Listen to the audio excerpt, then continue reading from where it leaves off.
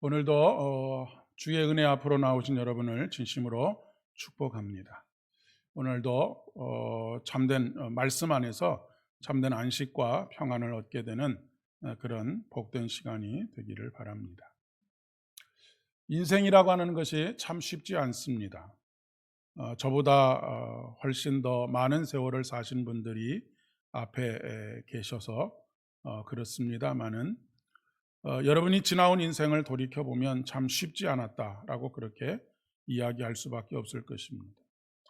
모세는 시편 90편에서 이렇게 자신의 인생에 대해서 이야기를 합니다. 우리의 연수가 70이요 강건하면 80이라도 그 연수의 자랑은 수고와 슬픔뿐이요 신속히 가니 우리가 날아가나이다 라고 그렇게 고백하고 있습니다. 여러분, 모세의 삶이 얼마나 고단했을까 한번 생각해 보셨습니까?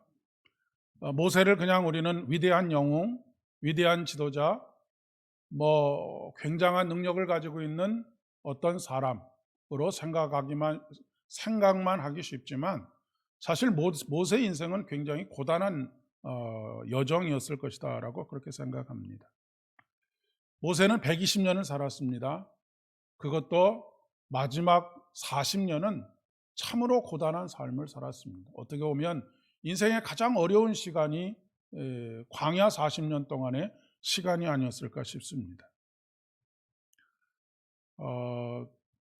40세에 어떤 사명을 가지고 일을 시작하는 것도 쉽지 않은데 80세가 넘어서 다시 하나님께서 소명을 주셔서 또 다른 40년의 여정을 살아간다라고 하는 것, 그것도 혼자 자기 몸 추스리고 가정을 추스리는 정도가 아니라 어마어마한 백성들의 삶을 이끌어가야 하고, 그 이끌어가는 과정이 어디를 통과하느냐 하면 사막과 광야를 통과해야 하는 그런 여정이었기 때문에 그렇습니다. 광야 40년 동안 단 하루도 맘 놓고 편히 쉴 수 있는 그런 시간이 없었으리라 그렇게 생각합니다. 항상 민원에 시달렸고 수많은 사건 사고들 속에 그가 그 시간들을 지내야 했기 때문에 그렇죠. 그러면 모세는 그 힘들고 고된 여정, 수고와 슬픔뿐이다라고 말할 수밖에 없는 그 여정들을 어떻게 지나올 수 있었을까? 그리고 자신의 사명을 온전히 감당할 수 있었을까? 그것은 시편 90편 1절에서 처음 시작하면서 모세가 노래하고 있는 고백입니다. 뭐냐면 주여 주는 대대의 우리의 거처가 되셨나이다 라고 하는 고백입니다. 여기서 거처라고 하는 것은 야생동물이 힘든 하루를 마치고 돌아오는 둥지, 보금자리, 그런 의미를 가지고 있습니다. 그러니까 모세가 그 고단한 삶, 때로는 걱정과 근심, 슬픔과 고단함, 그런 일들로 가득 차 있는 그 삶에서 다시 새날을 맞이하면서 새로운 마음을 가지고 하루를 시작할 수 있었던 이유는 바로 우리 하나님께서 모세의 거처가 되어주시고 둥지가 되어주셨기 때문이다라고 그렇게 이야기할 수 있겠습니다. 모세와 함께 출애굽을 한 출애굽 공동체, 이 출애굽 공동체를 보통 히브리인이라고 그렇게 부릅니다. 이 히브리라고 하는 말의 의미는 핫비루라고 하는 단어에서부터 나왔는데 떠돌이 노예들이라고 하는 단어에서 나왔습니다. 그러니까 떠돌이 노예들은 한 곳에 정착해서 그 노예의 삶을 살아도 쉽지 않은데, 떠돌이 노예들이라고 하는 것은 동가숙 서가숙 하면서 날품팔이, 하루 품팔아서 먹고 사는 사람들이 주를 이루고 있었다라고 그렇게 이야기할 수가 있겠습니다. 그러니까 생활이 안정이 되어 있지 못하고 하루 일을 할 수 있으면 하루 먹는 것이고 일을 할 수 없으면 하루를 굶어야 하는 그런 사람들이 바로 떠돌이 노예들입니다.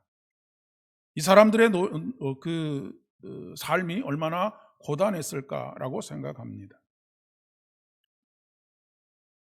그런 그들과 함께 나선 출애굽의 여정이지요. 그런 가운데 이 히브리인들은 애굽의 바로로부터 구원해 주시고 그들에게 매일매일 만나를 주신 그 하나님에 대해서 질문하기 시작했습니다. 도대체 왜 아무도 인정해 주지 않고 일회용 취급을 하는 우리들을 하나님께서는 구원하여 주시고 그 모든 수고와 노역으로부터 노연하게 하시고 하루 일하지 않으면 먹고 살 수 있는 것을 얻을 수 없는 그들의 삶에서 매일매일 성실하게 하나님께서 그들에게 하루하루 먹을 것을 공급해 주시는 만나를 허락해 주시고 메추라기를 허락해 주시는 이 은혜를 베풀어 주시는가라고 하는 것에 대한 질문을 하지 않을 수가 없었던 것이죠. 그리고 그 하나님은 도대체 어떤 하나님이신가? 사실 이 출애굽을 하기 이전에 애굽에서 살던 히브리인들은 신이라고 하는 존재는 끊임없이 내가 몸이 부서지도록 일을 해서 만들어지는 생산품을 가지고 신을 섬기고 신에게 모든 것을 다 드린 후에 나는 거기서 떨어지는 아주 작은 부스러기를 먹고 사는 사람들, 이것을 운명으로 생각하고 숙명으로 생각하면서 살아가는 그런 사람들이었다고 하는 것이죠. 그런데 출애굽의 사건을 통해서 우리가 섬기는 신, 우리를 사랑하는 신, 우리를 구원해 주신 그 신은 이제까지 내가 생각하고 있고 내가 복종하고 있었던 그런 신이 아니구나라고 하는 것을 깨닫게 되었습니다. 그 하나님은 어떤 하나님이시냐면 일하시는 하나님이십니다. 끊임없이 일하셔서 하나님의 사람들을 먹여 살리시는 하나님이시다라고 하는 것을 깨닫게 되었다라고 하는 것이죠. 그동안 그들이 가지고 있었던 신관, 신에 대한 생각이 완전히 180도 바뀌게 되었습니다. 그동안은 뼈 빠지게 일해서 신을 위해서 살아야 했었는데 이제는 그 하나님께서 하찮은 피조물인 떠돌이 노예들인 우리들을 돌보시고 매일매일 먹을 것을 공급해 주시는 분이시구나라고 하는 것을 깨닫게 되었다라고 하는 그런 이야기.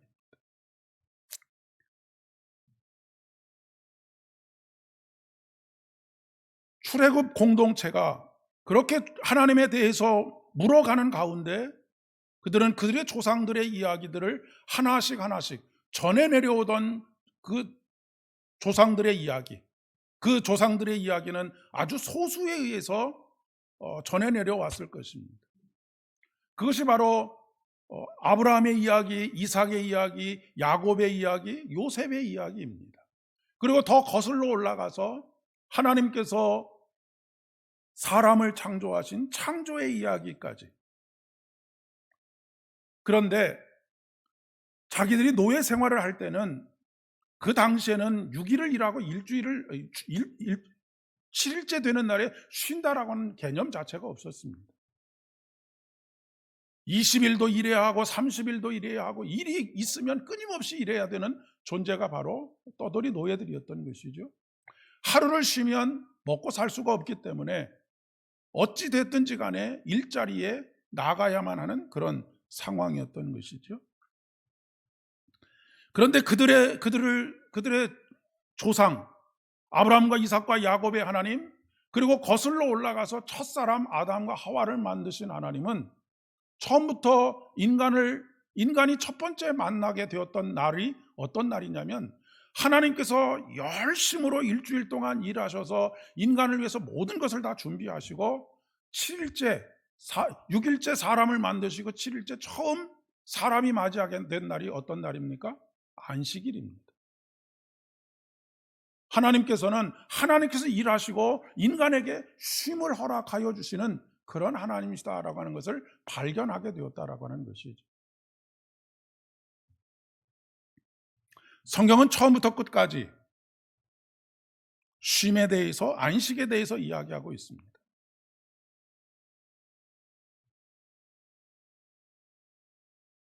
천지를 창조하시고 인간이 맞이한 첫날이 안식일이 되게 하신 하나님, 그러나 아담과 하와는 범죄로 인해서 수고를 해야만 하는 인간이 되고 말았습니다. 하나님께서는 여자에게 내가 수고하여 하고 자식을 낳을 것이다 라고 말씀하셨고, 남자에게는 너는 내 평생에 수고하여 그 소산을 먹으리라 라고 말씀하셨습니다.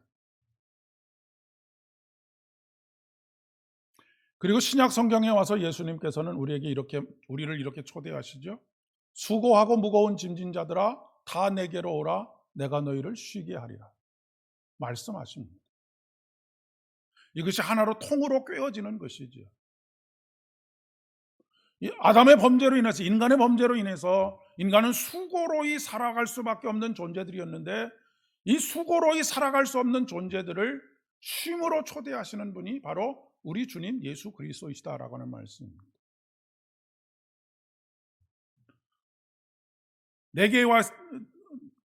내가 너희를 쉬게 하리라 말씀하시고, 나는 마음이 온유하고 겸손하니 내게 와서 내게 배우라 라고 말씀하십니다. 도대체 무엇을 배우라고 하시는 말씀일까요? 여러분 생각해 보셨습니까? 내게 와서 배우라라고 말씀하시는데 도대체 뭘 배우라는 말씀입니까?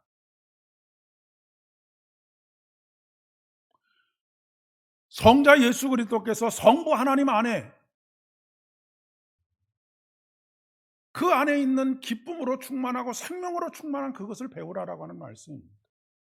일하는 잔기술을 배우라고 하는 것이 아니고요, 온전히 세상의 모든 죄와 짐을, 수고와 짐을 다 짊어지고 가시는 그 예수님께서 그것을 기쁨으로 넉넉하게 감당할 수 있는 이유는 바로 하나님 안에 있기 때문에 가능하다라고 하는 것을 말씀하는 것입니다.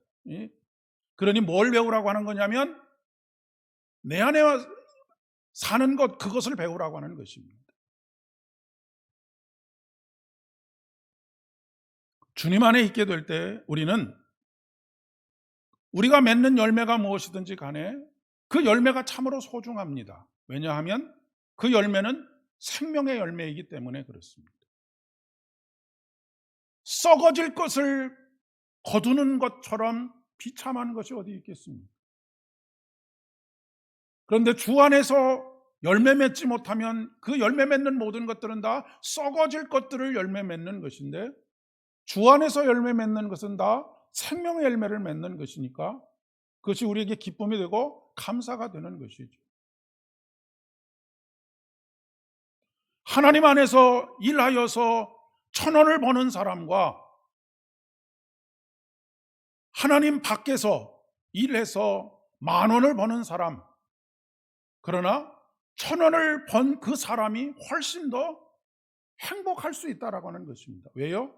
그것은 생명의 열매이기 때문에 그렇습니다. 현대인들이 가장 갈망하는 것이 뭐입니까? 쉼입니다. 가끔 배가 침몰하는 경우들이 있는데 여러 가지 이유들이 있지만 물건을 과적하게 되면 배가 침몰하게 됩니다. 우리들도 마찬가지입니다. 우리가 감당할 만한 수고가들이 있습니다. 짐이 있죠. 인생의 짐이 있죠. 그런데 그 인생의 짐이 너무 무거운 짐을 짊어지게 되면 실족하게 됩니다. 우리 교회 입구에도 그 트럭이 얼마나 무거운 짐을 실었는지를, 과적 차량을 이렇게 재는 그런 곳이 있지 않습니까? 요즘은 특히 휴대폰에 끊임없이 울리는 알람에 목이 메여서 살아가는 사람들이 있습니다. 그래서 잠시 꺼두고 자기만의 휴식을 청하는 사람도 있고요. 그런 반면에 또 어떤 사람들은 그 잠시의 틈이라도 누군가와의 소통, 사실은 그것이 진정한 소통이 아닌데 그 소통이 없으면 견디지 못하는 그런 사람들도 있지요. 어떤 사람들은 나름대로의 방법을 찾기도 합니다. 명상을 하기도 하고 여행을 통해서 쉼을 추구하기도 합니다. 그러나 그것은 잠시 우리에게 만족감도 갖다 주고 쉼도 갖다 주지만 그것이 근본적인 해결책은 아닌 것이죠. 성 어거스틴은 이렇게 고백합니다. 당신은 우리를 당신을 향하여 살도록 창조하였으므로 우리 마음이 당신 안에서 안식할 때까지는 평안하지 않습니다. 잘 아시는 것처럼 어거스틴은 종교적인 열심이 대단한 사람이었습니다. 저나 여러분하고는 비교할 수 없을 정도로 사교에 빠져서 요즘 이단에 빠져가지고 모든 것을 다 쏟아붓는 사람들 이상으로 그렇게 모든 것을 쏟아부었던 사람입니다. 쾌락과 향락에 빠져서 하루도 여자 없이는 살 수 없고 하루는 술 없이는 살 수 없었던 사람이 바로 어거스틴이라고 하는 사람입니다. 그 모든 것들을 다 유사품 대체품으로 자기에게 평안을 줄 수 있는 것, 기쁨을 줄 수 있는 것, 행복감을 가져다 줄 수 있는 것들을 찾아 나섰고, 찾아 나선 그것이 마치 행복을 줄 수 있을 것 같아서 계속해서 들이켰지만 마치 짠 바닷물을 들이키는 것처럼 먹으면 먹을수록 비참해지고 평안은 사라지고 처참한 자신의 인생을 발견하게 되었던 것이죠. 그리고 결국 그가 발견한 것이, 그리고 그가 만난 것이 바로 예수 그리스도입니다. 그리고 그 안에서 그가 깨달은 것이 바로 앞서서 말씀드렸던 말씀이지요. 당신은 우리를 당신을 향해서 살도록 창조하셨으므로 우리 마음이 당신 안에서 안식할 때까지는 절대로 평안하지 않습니다. 비로소 예수 안에 머물게 됨으로써 평안을 얻게 되었다라고 하는 것입니다. 신앙의 핵심은 무엇이냐면 그분 안으로 들어가는 것입니다. 그분의 날개 아래에 들어가는 것입니다.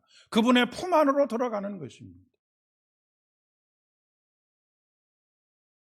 창세기 1장에서 여호와의 신이 수면 위를 운행하셨다 할 때 운행하신다라고 하는 말이 가지고 있는 뜻이 암탉이 병아리를 품듯이 품는다라고 하는 의미를 가지고 있다는 말씀을 드렸습니다. 하나님께서 우리를 품으실 때 질서가 생기게 되고 평안이 생기게 되고 안전이 생기게 된다라고 하는 것을 말씀해 주고 있는 것이죠. 그리고 세상에서 일렁이는 파도가 잔잔하게 된다라고 하는 것을 말씀해 주고 있습니다. 예수는 우리에게 이렇게 말씀하십니다. 너희가 내 안에 거하고 내가 너희 안에 거하면 무엇이든지 원하는 대로 구하라. 그리하면 이루리라 말씀하십니다.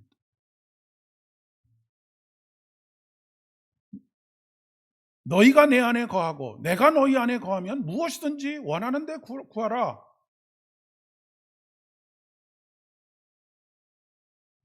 그러면 다 이루어 주시리라.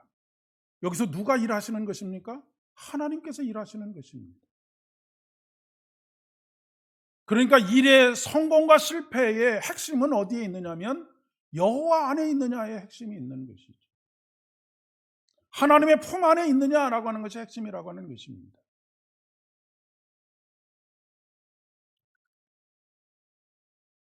구약시대에서 가장 험난한 인생을 사는 부류를 대표적으로 세 사람을 꼽으라고 한다면 고아와 과부와 나그네입니다. 그들이 험난하고 수고로운 인생을 살아갈 수밖에 없는 이유는 지켜봐주고 돌봐주고 품어줄 사람이 없기 때문에 그렇습니다. 그래서 하나님께서 무엇을 자처하고 나서십니까? 내가 그들의 아버지가 되겠다라고 자처하고 나서십니다. 내가 그들을 품어주고 그들의 안전을 지켜주고 그들의 먹을 것을 공급해주는 그런 존재가 되겠다라고 하는 말씀이지요. 이들은 날 것 그대로의 위험에 노출되어 있습니다. 힘이 지배하던 시대였고 여자와 어린아이들은 사람으로도 치지 않는 그런 시대 속에 있었기 때문에 그렇죠. 여러분, 나오미와 룻의 삶을 한번 상상해 보십시오. 그들의 삶이 얼마나 고단한 삶이었겠는가라고 하는 것입니다.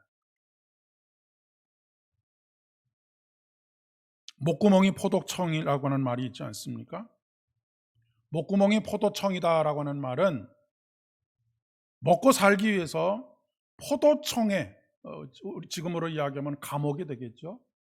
포도청에 잡혀가는 그런 일을 감내하고라도 더러운 짓을 하지 않을 수 없는 그런 상황 속에 있는 것, 이것을 말하는 것입니다. 어떤 대가를 치르고 어떤 굴욕적인 상황을 견뎌내서라도 먹고 살아야 한다라고 하는 것을 말하는 것이죠. 사흘 굶으면 도둑질 아니할 놈이 없다라고 하는 속담도 있습니다. 지금 룻은 도둑질 빼놓고는 뭐라도 다 해야 하는 그런 상황 속에 있죠. 자신 한 몸뿐만 아니라 연로하신 시어머니를 모시고 있습니다. 그는 뭔가를 해야 했습니다. 그런데 그가 현실적으로 할 수 있는 일은 아무것도 없습니다. 딱 두 가지 있죠. 하나는 자신의 몸을 팔거나 하나는 어디에 가서 떠돌이 노예처럼 일을 해서 하루 품삯을 얻는 것, 그거 이외에는 아무것도 그가 살아갈 수 있는 방도가 없습니다. 그런데 오늘 1장 22절의 말씀에 보면 마침 그때가 어느 때냐면 보리를 추수하는 때였다라고 그렇게 기록하고 있습니다. 하나님께서 율법에 가난한 자들을 위하여 이삭을 남겨둘 것을 명령하셨지요. 가난한 이들이 먹고 살 수 있도록 그렇게 하셨다라고 말씀할 수 있겠습니다. 먼저 룻은 어머니 나오미에게 이렇게 요청합니다. 원하건대 내가 밭으로 가서 내가 누구에게 은혜를 입으면 그를 따라가 이삭을 줍겠나이다 라고 요청하고 있습니다. 그러자 나오미가 내 따라 가거라 라고 말씀하시죠. 룻이 한 밭에 가서 그 밭을 전체적으로 책임지고 있는 한 사환에게 이삭을 주울 수 있도록 해달라고 허락해달라고 요청을 합니다. 그리고 그 요청이 받아들여져서 룻이 이삭을 줍게 되지요. 아마 이 사환은 이 룻이 나오미의 자부라고 하는 것을 알고 있었던 것 같습니다. 그런데 성경은 그 밭이 우연히 베들레헴 유력자인 보아스의 밭이었다라고 우리에게 가르쳐주고 있습니다. 시어머니 나오미가 그 밭으로 가라라고 말한 것이 아니고 우연히 갔는데 그 밭이 바로 보아스의 밭이었다라고 하는 것이죠. 여러분, 인간에게 있어서는 우연이 있지만 우리 그리스도인들에게는 우연은 없습니다. 모든 것은 다 하나님의 섭리 가운데 있는 것입니다. 우연이 아니고 그리스도 안에 있는 사람들에게는 모든 것이 다 필연입니다. 하나님께서는 참새 한 마리가 땅에 떨어져 죽는 것까지도 하나님이 허락하지 않으시고서는 결코 일어나지 않도록 하시는 분이시기 때문에 그렇습니다. 우리는 하나님의 섭리를 믿는 사람들입니다. 그러니 늘 우리의 발걸음을 하나님께서 지켜주실 것을, 인도해 주실 것을 간구하는 마음으로 걸어야 할 것입니다. 매일매일 시작하는 우리의 인생의 여정, 그 여정을 하나님께서 인도하고 계시고 하나님께서 붙들고 계시다라고 하는 믿음 가운데 걸어가야 한다라고 하는 것입니다. 룻은 발걸음을 내디뎠고 하나님께서 그 발걸음을 인도하셨습니다. 합력하여 선을 이루셨다라고 하는 것이죠. 합력해서 선을 이루었다라고 하는 선은 하나님의 뜻을 이루셨다라고 하는 말씀입니다. 하나님의 뜻을 이루기 위해서는 하나님께서 인도하시고 하나님께서 섭리하실 수밖에 없지 않겠습니까? 우리는 때때로 하나님의 뜻에 어긋나서 살아갑니다. 하나님의 뜻을 거부하면서 살아갈 때도 있습니다. 그러나 궁극적으로 하나님은 우리의 삶을 통해서 하나님의 뜻을 이루어 가십니다. 이것이 하나님의 섭리입니다. 합력하여, 모든 것이 합력하여 하나님의 뜻을 이루는 것이지요. 그 밭에서 열심히 일을 하고 있는 동안에 보아스가 추수하는 곳을 방문하게 됩니다. 아마도 이제 맥추절이 되면 보리를 추수하고 난 이후에 한 일주일 정도 수고한 하인들에게 또 일하는 사람들에게 품삯을 나누어주고 한 일주일 정도 축제가 벌어지기 때문에 그 축제를 주관하기 위해서 오지 않았는가 싶습니다. 도착한 보아스가 뵈는 사람들에게 이렇게 인사하는 것을 봅니다. 여호와께서 너희와 함께 하시기를 원하노라. 축복하고 있지요. 그러자 뵈는 자들이 뭐라고 대답하느냐면 여호와께서 당신에게 복 주시기를 원하노라 라고 응답하고 있습니다. 우리가 서로에게 평안을 빌어야 하는 이유가 바로 여기 있습니다. 내가 빈 평안은 또 다시 나에게로 돌아옵니다. 우리가 서로를 격려하고 축복해야 되는 이유는 서로 연결되어 있기 때문에 그렇습니다. 우리는 나 혼자 잘 살 수 없습니다. 깊은 산 속에 있는 옹달샘에 작은 물고기가 2마리 있었는데 서로 혼자 살겠다고 아웅다웅 다투다가 1마리가 죽게 되고 그 물이 썩어버려서 남은 1마리도 죽어버렸다라고 하는 말이 있지 않습니까? 우리는 지금 어떻게 보면 우리 사회가 내가 살기 위해서 남을 죽여야 하는, 내가 살기 위해서 남을 밟아야 하는 그런 사회적인 구조를 가지고 있습니다. 특별히 대한민국 사회는 극심한 경쟁 사회 속에 있습니다. 그러나 여러분, 인류 역사를 통해서 볼 때에 상생한 사람들이 결국 끝까지 살아남았지, 혼자 살려고 몸부림쳤던 사람들은 멸종하고 맙니다. 지금 인류가 인간에게 그 과학자들이나 그런 학자들이 경고하고 있는 것이 바로 그것입니다. 지금 다른 많은 종들이 다 멸종을 당하고 있는 상황 속에 있습니다. 그리고 이 지구상에 인류와 같이 한 종이 전 세계의 99.8% 정도인가를 차지하고 있는 이런 때가 없었다고 합니다. 다른 것 때문에 망하게 되는 것이 아니고 이 세상과 더불어 살아가지 못하는 지금의 이런 편중된 체제, 이런 것들로 인해서 지구가 멸망할 수도 있다라고 그렇게 이야기를 합니다. 노사관계도 그렇지 않습니까? 회사가 잘 돼야 종업원도 잘 되고 종업원이 잘 돼야 회사도 잘 됩니다. 그것은 너무나 지극히 상식적인 일 아닙니까? 근데 서로가 서로에게 적대적인 감정을 품고 서로가 서로를 타도의 대상으로 삼으면 결국 회사도 망하고 그 회사에서 매일매일 먹고 살던 노동자도 망하게 되어져 있습니다. 우리는 늘 연결되어 있다라고 하는 것을 기억해야 합니다. 여러분이 지금 살아가고 계시는 모든 것이 여러분 혼자 자급자족해서 살고 있는 것이 아니지 않습니까? 우리는 누군가의 도움에 의해서 살고 있고 우리들 또한 누군가를 돕고 있습니다. 그러던 중에 평소에 보지 못하던 한 소녀를 만나게 됩니다. 여기서는 소녀라고 그렇게 표현은 했지만 사실 소녀라고 이야기할 수는 없습니다. 중년 여인이라고 이야기할 수가 있겠죠.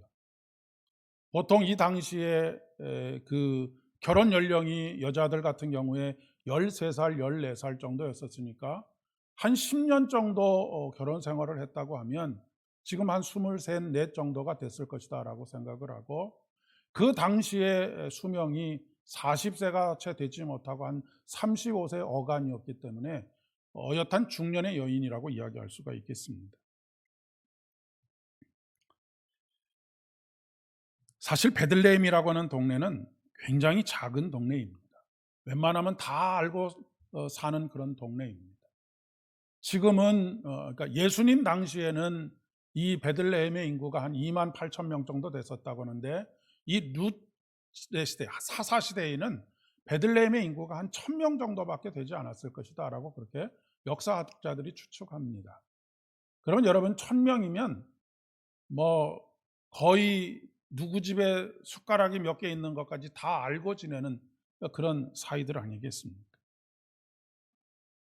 그런데 전혀 보지 못했던 낯선 한 여인이 이삭을 줍는 것을 보게 되지요. 사환에게 이 여인이 누구냐라고 묻자 모압 지방에서 나오미를 따라서 온 룻이라고 하는 여자라고 하는 것을 이야기해 줍니다. 그리고 사환은 거기 묻지도 않았는데 덧붙여서 뭐라고 말을 하느냐면 그녀가 아침부터 와서 잠깐 집에서 쉰 거 빼놓고는 지금까지 단 한순간도 쉬지 않고 성실하게 일하고 있습니다 라고 그렇게 주인에게 이야기를 합니다. 여기서 중요한 한 가지는 하나님은 우리의 재능을 보시는 것이 아니라 성품을 보신다라고 하는 것을 기억하셔야 합니다. 기업체에서는 기업체도 마찬가지지요. 능력이 아무리 출중해도 성품이 온전하지 못하면 사람을 뽑는 것을 꺼리게 되지 않겠습니까? 하물며 하나님이시겠습니다. 하나님은 외모를 보지 아니하시고 중심을 보신다라고 말씀하십니다.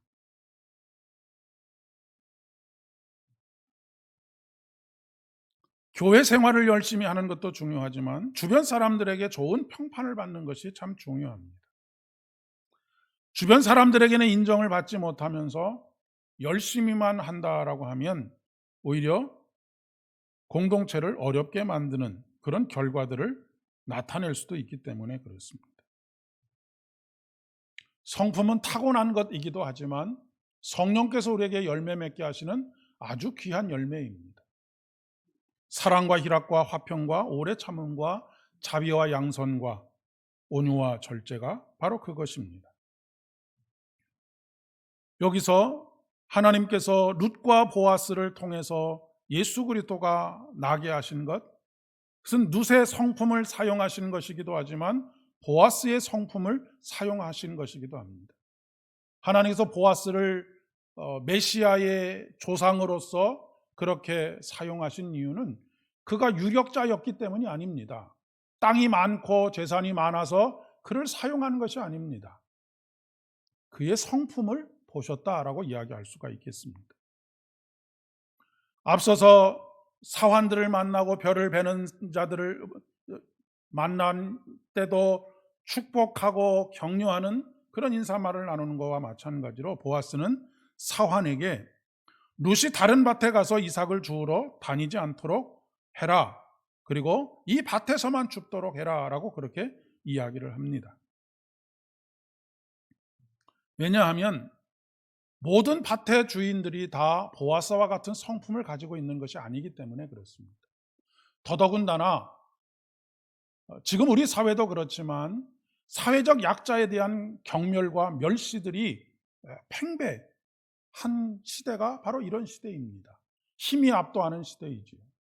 게다가 유대인도 아니고 이방 여인이었으니 그들이 룻을 바라보는 시선이 어떠했을까라고 하는 것도 생각할 수 있고요. 뿐만 아니라 그 당시에 그를 보호하고 그를 위해서 무엇인가 싸워줄 수 있는 남편이 없다라고 하는 것은 겁탈을 당할 가능성이 굉장히 많이 있었다라고 이야기할 수 있습니다. 그러니 보아스가 룻의 그늘이 되어주는 것이지요. 보호자가 되어주는 것입니다. 그리고 사환에게 다시 단단히 이릅니다. 베는 자들이 절대로 룻을 건드리지 못하게 해라 라고 그렇게 신신당부를 하죠. 목이 마르거든 그릇에 가서 소년들이 길어온 물을 마시라 라고까지 말씀합니다.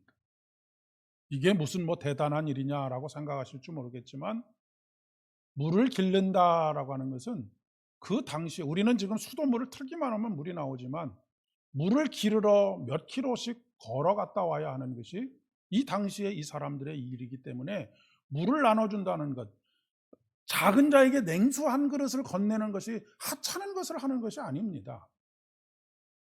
이들에게 있어서 물은 생명과 같은 것이기 때문에 그렇습니다. 룻은 너무 감사해서 10절에서 이렇게 고백합니다. 룻이 엎드려 얼굴을 땅에 대고 절하며 그에게 이르되 나는 이방 여인이거늘 당신이 어찌하여 내게 은혜를 베푸시며 나를 돌보시나이까 라고 그렇게 고백합니다. 이방 여인으로서 아무런 자격도 없는데 분에 넘치는 은혜를 베푸시는 일이 웬일이냐라고 하는 것이죠. 앞서서 수고와 무거운 짐, 노역에 빠져있던 히브리인들을 하나님께서 왜 저희들을 구원하셨습니까? 라고 하는 그런 탄성과 같은 그런 감탄입니다. 이 모습 속에서 어떤 사람을 연상하게 됩니까? 부스러기, 상에서 떨어지는 부스러기라도 주실 것을 원합니다라고 하나님 예수님께 간청했던 수로보닉의 여인이 생각나지 않습니다. 우리는 늘 무엇에 불평하고 불만을 토로하느냐면, 왜 나는 날마다 상에서 떨어지는 부스러기 같은 것만 먹고 살아야 합니까? 라고 그렇게 불평하고 불만을 토로합니다. 그러나 이 부스러기 신앙이 얼마나 위대한 신앙이고 얼마나 아름다운 신앙인지를 예수님께서 말씀하시죠. 아주 좋지 못한 것을 먹고 살아야 된다라고 하는 것이 아니고, 모든 것이 하나님의 은혜이고 나의 나 되는 것이 하나님의 은혜인다라고 하는 이 사실을 잊지 않고 살아가는 것이 중요하다라고 하는 그런 이야기입니다.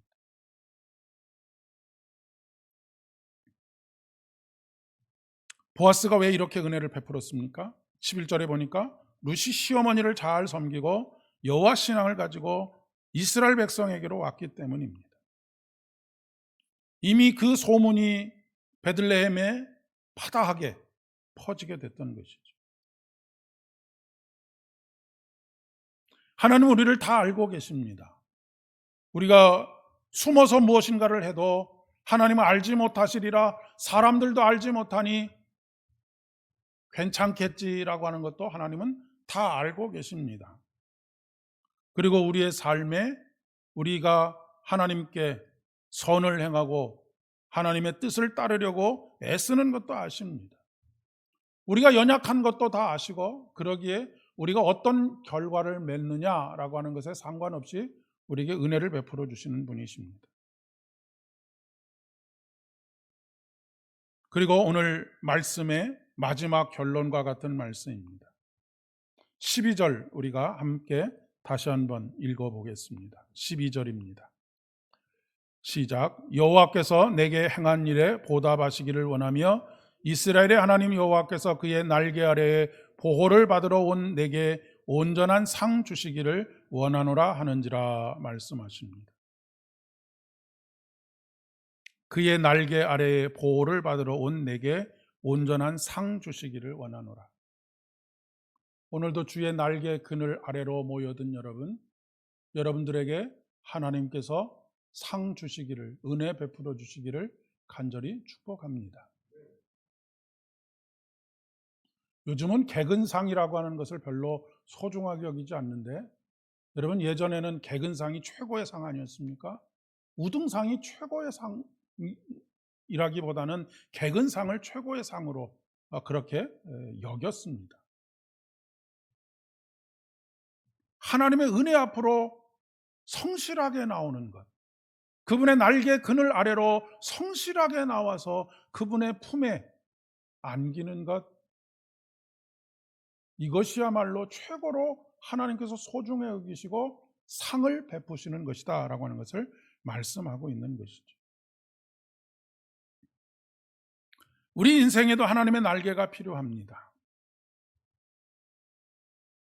하나님께서 요나에게 그 뜨거운 태양 밑에서 박농쿨을 통하여서 그 뜨거운 태양을 피할 수 있도록 하신 것처럼, 우리에게는 하나님께서 펼치시는 날개가 필요합니다.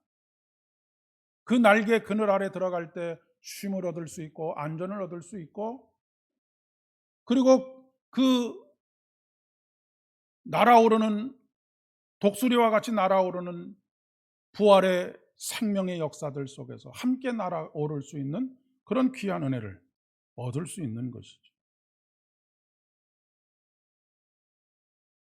우리가 아무리 무거운 수고와 염려와 어려움을 가지고 있다 하더라도 주님의 십자가 밑에 나아가면 우리 주님께서 우리의 있는 모습들 그대로 받아주시고 우리 주님께서 그 짐을 대신 짊어져 주십니다.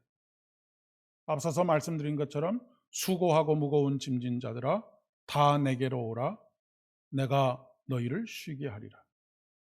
그리고 내게 배우라 말씀하십니다. 룻에게 있어서 최고의 상은 보아스였었습니다. 우리 인생의 최고의 상급은 예수님 그 자신입니다. 우리가 예수님을 만나고 그분의 품에, 그분의 날개 그늘 아래 들어가게 될 때 우리는 쉼과 안전과 평안을 누릴 수 있기 때문입니다. 다른 것이 우리에게 쉼과 평안을 가져다 줄 수 없습니다. 일시적으로 잠시 평안하다라고, 행복하다라고 느낄 수 있도록 만들 수는 있어도 우리에게 영원한 평안과 기쁨과 감사로 노래하게 할 수는 없는 것이지. 매일매일 주님의 품으로 파고드는 여러분 되실 수 있기를 진심으로 축복합니다. 그래서 여러분의 수고와 여러분의 노력의 결과가 아닌 하나님께서 우리를 위해서 대신 일하신, 지금도 일하고 계시는 그 하나님의 은혜로 열매 맺는 여러분 되실 수 있기를 축복합니다. 기도하겠습니다. 아버지 하나님, 은혜를 진심으로 감사를 드립니다. 세상의 모든 수고와 무거운 짐들을 짊어지고 지쳐 쓰러지고 낭망하며 참된 쉼을 갈망하는 그런 가운데 있는 인생들에게 찾아와 주시고, 수고하고 무거운 짐진 자들아 다 내게로 오라, 내가 너희를 쉬게 하리라 말씀하시는 음성 듣게 하여 주시고, 우리가 주의 음성을 듣고 주님의 날개 그늘 아래 모일 수 있도록 복 주신 것 진심으로 감사를 드립니다. 아버지 하나님, 우리 주 안에 있을 때 내게 능력 주시는 자 안에서 능력 주시는 우리 주님께서 우리를 위해서 모든 것을 다 하실 수 있습니다 라고는 사도 바울의 고백과 같이 우리 신앙의 핵심은 수고와 노력 이전에 하나님 안에 머물러는 것을, 하나님 안에서 평안과 안식을 누리는 것임을 깨닫게 하여 주시오니 감사를 드립니다.